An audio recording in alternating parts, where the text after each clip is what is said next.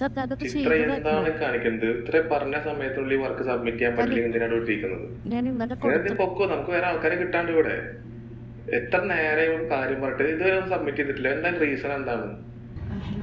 എനിക്കിത് വൈകുന്നേരം 5 മണിയാകുമ്പോഴത്തേന് എല്ലാ റിപ്പോർട്ടും എനിക്ക് സബ്മിറ്റ് ചെയ്തിരിക്കണം, അല്ലെങ്കിൽ നാളെ തൊട്ട് വരണ്ട.